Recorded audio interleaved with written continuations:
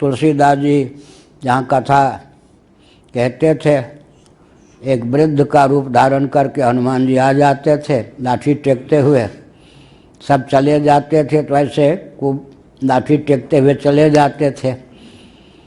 अब वो बहुत व्याकुल हनुमान जी ये राम जी से मिलने के लिए तुलसीदास जी मल का त्याग करने जंगल में जाते थे तुलसीदास जी, तो अवशिष्ट कमंडल का जल एक बबूल के पेड़ पे दे देते थे। उससे क्या होता था, बबूल का अधिदेवता प्रेत होता है। हम कोई देवता, कदली के देवता देवता होते केला के, बबूल के देवता के स्थान पर वो प्रेत होता, उससे प्रेत की तृप्ति हो जाती थी। प्रेत ने एक दिन कहा कि तुलसीदास जी आप रोज़ यहाँ आते हैं और हम इस बबूल में को सींचते हैं बचे हुए जल से, उससे मेरी तृप्ति होती है, वरदान मांग लीजिए। भूत प्रेत सिद्ध करने वाले तुलसीदास जी थोड़े थे। उन्होंने कहा वरदान देना ही चाहते हो तो हनुमान जी से मिला लो। उसने कहा हनुमान जी का नाम भी सुनने पर हमको डर लगता है, हमें वो क्षमता होती हनुमान जी से मिलाने की तो हम प्रेत होते, हमें और कुछ नहीं चाहिए, हमको तो हनुमान जी से मिला लो दो तो हनुमान जी से वरदान मांगेंगे, राम जी से मिल जाएंगे मिलने का। अच्छा तो ठीक है, आपके कथा में जो लाठी टेकते हुए ब्राह्मण आते हैं वही हनुमान जी, बता दिया। प्रेत की कृपा से देखिए, अगर व्यक्ति की नीयत शुद्ध हो तो प्रेत की कृपा से हनुमान जी मिल जाएं, हनुमान जी कृपा से राम जी मिल जाएं। सच्ची घटना। पकड़ लिया, अरे अरे अरे मैं तो बीमार हूँ, ये हूँ, बुढ़ा हूँ, क्यों आप इतने बड़े महात्मा संत हो के? उन्होंने कहा सब नहीं चलेगा, हमारे गुरु ने बता दिया प्रेत ने आप हनुमान जी हैं। अच्छा क्या चाहते हो? बस राम जी का दर्शन। अच्छा ठीक है, चित्रकूट चले जाओ। चित्रकूट चले गए, मंदाकिनी के तट पर। हाँ, फिर चंदन घिस रहे थे, राम लक्ष्मण घोड़ा अश्व पर जा रहे थे। बड़े दिव्य राजकुमार तुलसीदास जी मोहित हो गए, ये नहीं समझे कि राम लक्ष्मण हैं। वो आ गए, बाबा क्या करते हो? चंदन थोड़ा हमको भी दे दो। लगा दिया। अब हनुमान जी ने सोचा ये तो फिर चूक ही रहे, समझ नहीं रहे कि यही राम लक्ष्मण हैं। तो क्या कहा, चित्रकूट के घाट पर भई संतन की भीड़, तुलसीदास चंदन घिसे तिलक देत रघुवीर। अब पकड़ लिया तुलसीदास जी ने, तो हो गया या नहीं? तो हनुमान जी आदि भी क्या करते हैं, काव्यों की रचना करते हैं। तद्वत योगी क्या करते हैं, अपने एक शरीर में रहते हुए अनेक शरीर धारण कर लेते हैं। इसी प्रकार से भगवान ब्रह्म रूप से रहते हुए ही सकल संसार के रूप में, जगत के रूप में अपने आप को अभिव्यक्त कर देते हैं। इसीलिए कुश विशेष आकार के जो कुश है उस प्रस्तर, उसमें यजमान बुद्धि के समान गौण बुद्धि नहीं, वास्तव में निमित्त कारण जो भगवान हैं उन्हीं में क्या कहना चाहिए, प्रमुख बुद्धि करके कि इनकी प्रशंसा में ये वचन विनियुक्त है, ऐसा न समझकर सचमुच में भगवान को निमित्त ही नहीं जगत का उपादान कारण भी समझना चाहिए। स्वप्न में पूरी अष्टक एक रहता है या 10? स्वप्न में 1000 जीव स्थावर जंगम शरीरधारी दिखाई पड़े। सबके पूरी अष्टक अलग अलग होते या एक? मुख्य पूरी अष्टक किसका होता है? तेजस संज्ञक जीव का, स्वप्न साक्षी का। बाकी जो हम एक शरीर में अपने को देखते हैं स्वप्न में, वो भी आभासी है या नहीं, जिसमें हमारी आत्मबुद्धि होती है। सचमुच में जितने स्वप्न में स्थावर जंगम प्राणी दिखाई पड़ते हैं, इतना ही नहीं, पृथ्वी, पानी, प्रकाश, पवन, आकाश, दिक्काल भी स्वप्न में होते हैं। वो सब कौन होते हैं? मन के द्वार से हम ही होते हैं। लेकिन भ्रम होता है कि बस इस शरीर में मैं हूँ। सकल स्वप्न प्रपंच हमारा कायव्य होता है। हमारा माने स्वप्न साक्षी तेजस का। किसके योग से? पूरी अष्टक के योग से, यही ना, पूरी अष्टक के योग से, अर्थात मोटी भाषा में अंतःकरण के योग से, मनोयोग से। तो स्वप्नावस्था में हम आप भी कायव्यूह धारण करने में समर्थ होते हैं। और रहस्य बता दें, पर सिद्धि की ओर मत भगना। सिद्धि के हम सब फैक्ट्री बता सकते हैं, हमने कभी सिद्धि कहा, सिद्धि प्राप्त करने के लिए कोई प्रयास नहीं किया। लेकिन कोई करना चाहे तो हम पर काय प्रवेश आकाश गमन सारी विद्या बता सकते हैं, उसको वो चीज़ सिद्ध हो सकती है। हमने कभी इधर प्रयास नहीं, हम तो एक को सिद्ध करने के लिए बाबा बने। सिद्धिम प्राप्तो यथा ब्रह्म, ब्रह्म को सिद्ध कर लो सब सिद्ध, ब्रह्म को सिद्ध नहीं किया तो सारी सिद्धि असिद्धि। दिल्ली में तो घर से भगे थे, पकड़ के दिल्ली में ले आए गए, वहाँ भगवान सूर्य ने हम पे कृपा कर दी, बहुत बढ़िया। जीवन को ये सार्थक करने वाली विद्या हमको दिल्ली में भगवान सूर्य ने दे दी। यहाँ तो दी गणित की विद्या, नीचे जब रहते थे, वहाँ दी ब्रह्म विद्या। लेकिन वही बताया ना रामलीला, कब? आश्विन महीने में तिबिया कॉलेज में रहता था, छत पे कोई अपनी पहेली सुलझा रहा था, पैदल घूम रहा था छत के बरसाती पर। नीचे सबसे नीचे घरवाली युवक नवरात्र में क्या कर रहे थे? रामलीला। मैं न दृष्टा था न श्रोता, मैं 1 मिनट भी इधर उधर झांकने वाला व्यक्ति तब भी नहीं था। लेकिन आवाज़ आई तो हुआ कि माइक से कौन विलाप कर रहा होगा, तो दशरथ जी। क्यों? लगा कि राम जी वनवासी हो रहे हैं, इसलिए दशरथ जी विलाप। मेरा घूमना बंद हो गया छत पर। अच्छा, भगवान राम ने मान बिंदु की रक्षा के लिए 14 वर्षों के लिए अपने आप को वनवासी बना दिया, तो मेरा क्या दायित्व है भाई? भगवान तो प्रकृति पार हैं, उनके ऊपर तो कोई कष्ट हो ही नहीं सकता है। वो मर्त्य लोक में आकर नंगे पांव चल के वनवास के कष्ट को भोगने के लिए 14 वर्ष के लिए चल पड़े। मैं क्या कर रहा हूँ? निश्चय किया कि अब जब तक सांस रहेगा तब तक राम काज की सिद्धि के लिए दिल्ली छोड़ूंगा। घर तो छूट ही गया था। बस दूसरे दिन एक तहमत जैसे चादर ऐसे तार पर सूख रहे थे कि घर के भाभी आदि को पता न चले, वो लिया और भगे। आज हम शंकराचार्य के पद पर हैं, लेकिन भगे कैसे? राम काज करने के लिए अंतिम समय तक। इसीलिए राम सेतु में सफलता मिली। मेरा लक्ष्य ही घर छोड़ने का था, ब्रह्म विद्या प्राप्त करना, वो सूर्य भगवान की कृपा से, फिर कुछ गुरुदेव से पढ़ना लिखना सब। लेकिन वो इस बेस में जो फिर आया वो राम काज के लिए, सनातन मान बिंदुओं की रक्षा के लिए हुआ या नहीं? इसका अर्थ क्या होता है? इसका अर्थ यही होता है कि स्वप्नावस्था में, हमने कहा सिद्धि का, स्वप्नावस्था में एक शरीर ही नहीं, पृथ्वी, पानी, प्रकाश, पवन, आकाश, दिक्काल, जितने स्थावर जंगम प्राणी हैं सब हो जाते हैं। तो सिद्धि का रहस्य मैंने कहा, किसी को अधोगति प्राप्त हो जाए मरने के बाद, तो भी स्थूल शरीर से पिंड छूटा या नहीं? स्थूल शरीर से पिंड छूट जाने पर धुंधकारी का उदाहरण ले लीजिए। हमारे देखे हुए भूत प्रेत की बात छोड़ दीजिए, धुंधकारी का उदाहरण ले लीजिए। धुंधकारी इंद्र बन जाता था या नहीं? और एकदम विकराल बन जाता था या नहीं? स्वप्नावस्था में स्थूल शरीर का बंधन टूट जाने पर हम पृथ्वी, पानी, प्रकाश, पवन, आकाश, स्थावर जंगम प्राणी बन जाते या नहीं? इस शरीर से तादात्म्यापत्ति करते ही मन में इतना बल और वेग प्राप्त हो जाता है कि व्यक्ति कायाव्यूह आदि की रचना करने में भी चाहे तो समर्थ हो सकता है। शरीर में तादात्म्यापत्ति के कारण ही हमारी सब शक्ति कुंठित है। इसकी तादात्म्यापत्ति स्वप्न में मनोराज्य में कट जाती है तो देखिए कितनी शक्ति आ जाती है। जिनका शरीर वायव्य होता है, वायु की प्रधानता से, क्या इस शरीर को छोड़ दिया, भावराज्य में शरीर मिला या नहीं? उस शरीर से वो अगर पुण्यात्मा है तो कहाँ तक, वैकुंठ तक, सत्यलोक तक, या भुवा स्वा सब पहुँच जाते या नहीं? इसलिए इस शरीर में जो तादात्म्यापत्ति है सब असिद्धियों का ही जननी है। अगर शरीर से तादात्म्यापत्ति हट जाए तो व्यक्ति में वो सब दिव्यता का सन्निवेश हो जाता है। प्रतिज्ञा दृष्टांत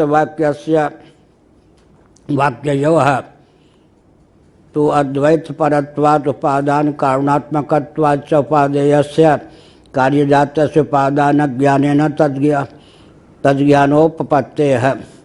प्रतिज्ञा और दृष्टांत परक जो वाक्य हैं, दोनों का अनुशीलन करने पर तो यही तथ्य सिद्ध होता है कि वास्तव में परमात्मा ही सकल उपादेय प्रपंच का रूप धारण करता है।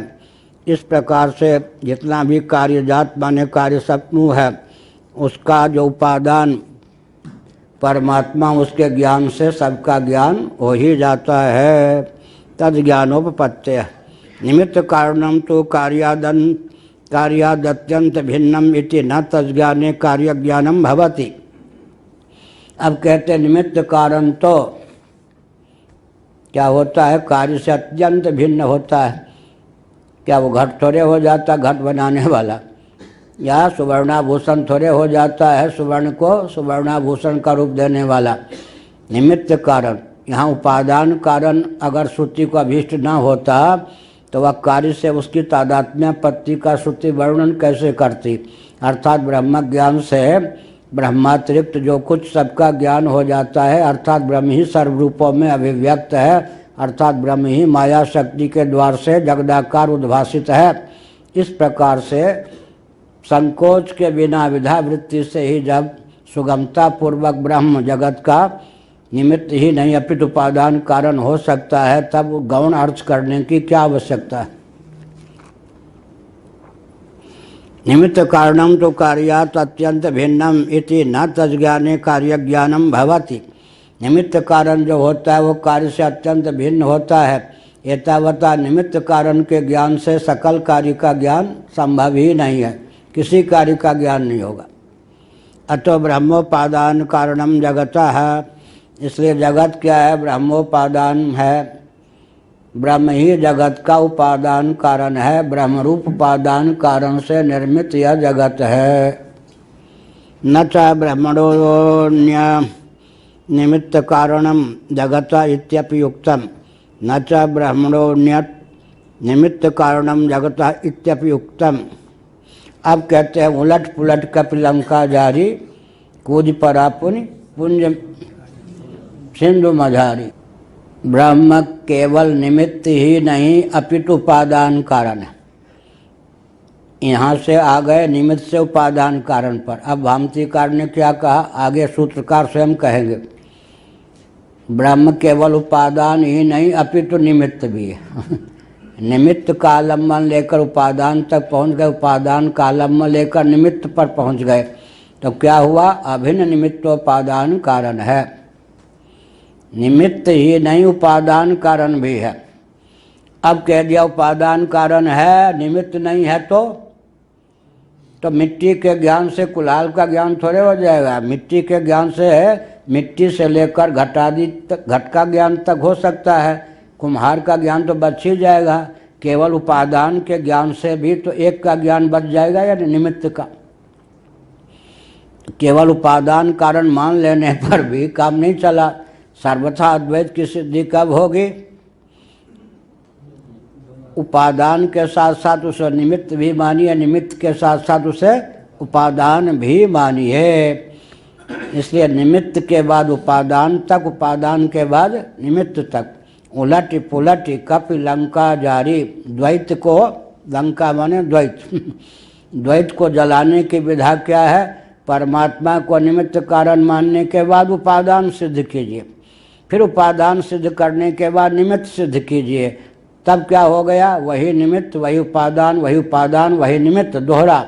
तब क्या हुआ, द्वैत को कहीं टिकने का अवसर नहीं मिला। उलट पुलट करके लंका को, द्वैत भाव को जलाइए। कूद पड़ा पुण्य सिंधु मझारी। फिर क्या हुआ, उस ज्ञान को भी शांत करके बिल्कुल ब्रह्म स्वरूप होकर ही शेष रह जाइए।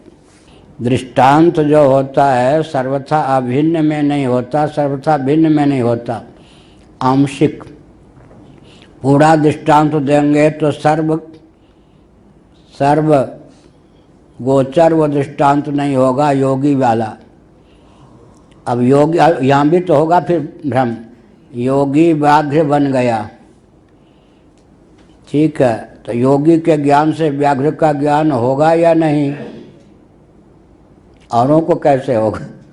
लेकिन जिसको ये पता है कि योगी ही व्याघ्र बना है, उसको योगी के ज्ञान से व्याघ्र का ज्ञान होगा या नहीं, ठीक है। लेकिन वहाँ भी तो योग ही अलग है, योगी के लक्षण अलग है, मनुष्य है, व्याघ्र व्याघ्र ही है। यहाँ मकड़ी के ज्ञान से जाले का ज्ञान होगा या नहीं। अब फिर कहेंगे कि जाले में मकड़ी की अनुगति नहीं है, तो दृष्टांत यहाँ पर सर्वतोभावेन नहीं है, एक अंश में। कितने अंश में? मकड़ी जाला बनाने की सामग्री भी अपने अंदर रखती है। जब उसकी मौज होती है तब उस जाले बनाने की सामग्री को जाले का रूप दे देती है। अब उसमें फंस जाती है, सब नहीं लेना, केवल इतने अंश में जाले बनाने की सामग्री भी या थोड़ा भी कह के बताया मकड़ी में। तो मकड़ी के बाहर जाले बनाने की सामग्री नहीं है। तो मकड़ी, अच्छा जाले में और मकड़ी में भेद है या नहीं? और जाले बनाने की सामग्री में और मकड़ी में भी भेद है या नहीं? लेकिन जब मकड़ी कहेंगे तो जाले बनाने की सामग्री को छोड़ के मकड़ी है या जाले बनाने की सामग्री के सहित मकड़ी है? सहित है ना। तो जाले बनाने की सामग्री को दार्ष्टान्तिक में क्या कहेंगे? माया शक्ति। हो गया ना ऐसा। अच्छा, जाले में और जाला बनाने की सामग्री में एकत्व है या नहीं? तो माया में और माइक जगत में एकत्व है या नहीं? लेकिन जब हम मकड़ी कहेंगे तो जाले बनाने की सामग्री से अतिरिक्त मकड़ी का ग्रहण करेंगे या जाले बनाने की सामग्री के सहित मकड़ी का ग्रहण करेंगे? तो वो जाले बनाने की सामग्री में और जाले में कुछ एकरूपता है या नहीं? है या नहीं? तंतु में और वस्त्र में एकरूपता है या नहीं? इसी प्रकार से समझना चाहिए कि जब हम ब्रह्म कहेंगे तो कौन सा ब्रह्म? माया ब्रह्म कौन सा? बीज युक्त ब्रह्म। क्या सबीजक ब्रह्म या निर्बीजक ब्रह्म? सबीजक ब्रह्म। आगे भाष्यकार दृष्टांत देंगे। ये जौ, गेहूँ, मटर आदि का उपादान कारण कौन होता है? कौन होती है? मिट्टी। मिट्टी होती है या नहीं?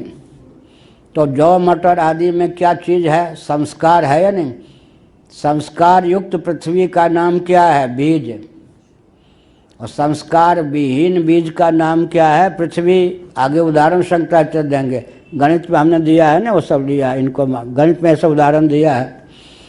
तब प्रश्न उठता है कि संस्कार युक्त जो पृथ्वी है उसी का नाम बीज है ना, और संस्कार रहित बीज का नाम क्या है? पृथ्वी। तो माया रहित जब ब्रह्म को कर लेंगे तो क्या होगा? वो मुक्तोपसृप्य ब्रह्म, निर्बीज ब्रह्म, कारण ब्रह्म नहीं होगा, कारणातीत ब्रह्म वो होगा। स्वरूप लक्षण लक्षित ब्रह्म, यहाँ तटस्थ लक्षण लक्षित ब्रह्म, मायोपाधिक ब्रह्म। मायोपाधिक ब्रह्म जब कहेंगे तो भी मायातीत ब्रह्म सिद्ध हुआ है नहीं। मकड़ी के जाले जिससे बनते उस सामग्री से युक्त जो मकड़ी है उसका नाम मकड़ी है। लेकिन मकड़ी जो है, जाला क्या है? जड़ है या जाले की सामग्री जड़ है या चेतन? उससे भी विलक्षणता है या नहीं? तो निमित्त कारण माने तो विलक्षणता है। अब मकड़ी को तब तो है ही जाला बनाने वाली मकड़ी। उपादान कारण माने तो सामग्री को लेकर उपादानता चरितार्थ है, उससे भी विलक्षणता है। तो माया से भी विलक्षणता है ब्रह्म में। और माया को योग से जगत को बनाता है तो उसमें जो कर्तृत्व है औपाधिक है और भगवान को अपने स्वरूप का ज्ञान होता है। तो जैसे ऐसी मकड़ी जिसको जाले बनाने की सामग्री से भी मैं अतीत हूँ इसका ज्ञान हो, ठीक उसी प्रकार जो ब्रह्म है जगत को बनाने वाली प्रपंचोत्पादनी शक्ति से भी मैं वस्तुतः विलक्षण हूँ। प्रपंचोत्पादनी शक्ति मेरे आश्रित है, मैं उसके आश्रित नहीं हूँ। मिट्टी में स्निग्धता नाम की जो घटोत्पादनी शक्ति है वो मिट्टी के आश्रित है या मिट्टी उसके आश्रित है?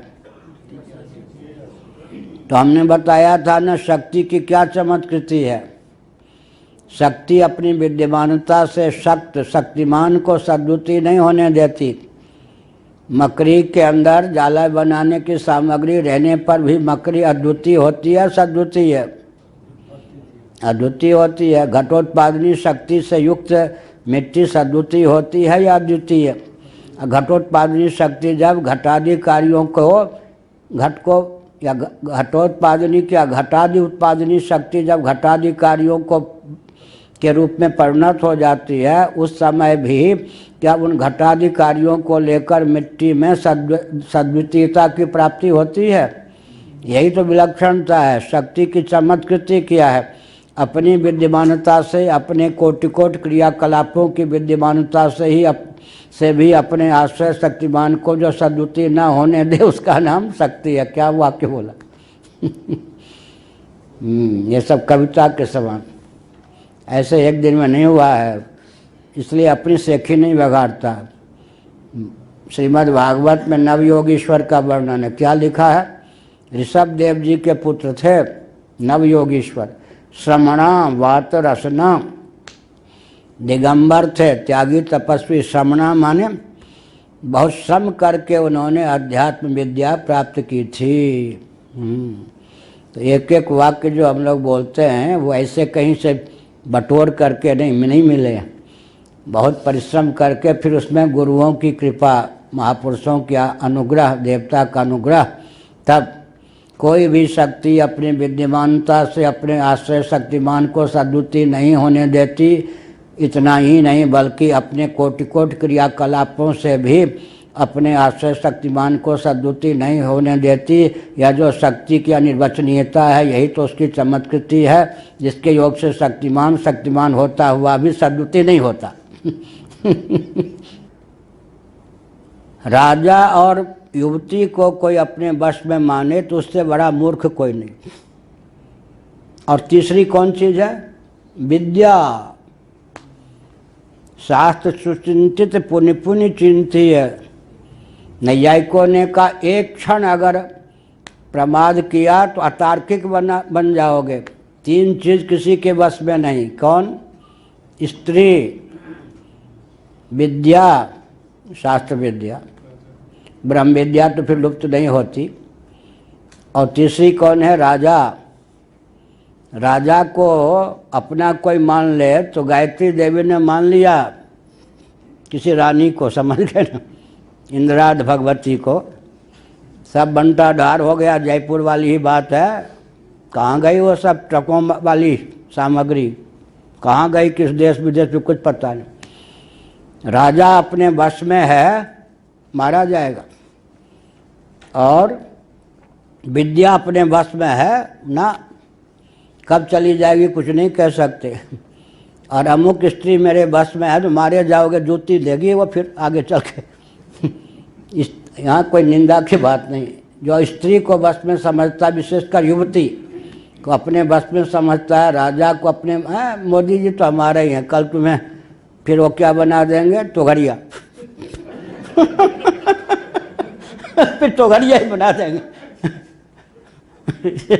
इसीलिए राजा, हाँ, और तीन और बता दें। राजा, चार, राजा, योगी, अग्नि, जल, एक दिन बताया था। इनसे दूर रहोगे तो बस धक्का खाओगे, इनसे ज़्यादा भिड़ जाओगे तो मर जाओगे। इनकी से लाभ उठाने की क्षमता किसी किसी में होती है। राजा से दूरी रखो और ज़्यादा सट जाओ, दोनों में खतरा। दूरी रहोगे तो बिल्कुल लाभ नहीं उठा पाओगे, और ज़्यादा सट गए तो कब फांसी दे दे, कब जेल में दे दे, पता नहीं। अयोगी से दूर रहोगे तो लाभ नहीं उठा पाओगे, ज़्यादा हो तो कब साफ दे दे, पता नहीं। और अग्नि, दूर रहोगे तो सर्दी आदि दूर नहीं करोगे, भोजन नहीं बना पाओगे, ज़्यादा मैत्री कर ली तो पानी, प्यास नहीं बुझेगी, नहा नहीं पाओगे, और ज़्यादा मैत्री कर ले तो बस समुद्र में सब हो जाओगे। तो राजा, योगी, अग्नि, जल, ठीक ऐसे ही शास्त्र सुचिंतित पुण्य पुण्य चिंतिय। स्वामी वामदेव जी महाराज बहुत बड़े विद्वान, राम जन्मभूमि के कार्य में लगे।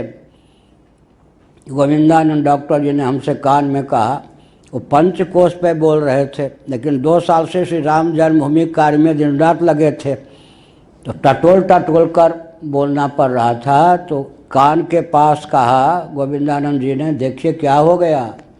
हमने कहा इसीलिए शास्त्र सुचिंतित पुण्य पुण्य चिंतिय। मैं बोलता था तो खूब बढ़िया, अब हिमालय चला गया। हिमालय से आया तो किन्हीं ने खड़ा कर दिया, निमिष वाले महाराज ने, लोग यही नहीं कहें कि वही है ध्रुव चैतन्य है। क्यों नहीं कहें कि वहाँ तो हम 3 महीने रह गए, 6 महीने, कहीं 1 साल बाद मान लीजिए आए, 1 साल तक कहीं बोलने का अवसर ही नहीं मिला, तो लगता ही नहीं था लोगों के कि यही ध्रुव चैतन्य है। भाई वो तो कहीं, वो तो बहुत बढ़िया बोलते थे, ये तो फिर इसका मतलब शास्त्र सुचिंतीय पुण्य पुण्य चिंतीय हो गया। ओम पूर्णमदः पूर्णमिदं पूर्णात् पूर्णमुदच्यते पूर्णस्य पूर्णमादाय पूर्णमेवावशिष्यते। ओम शांति शांति शांति।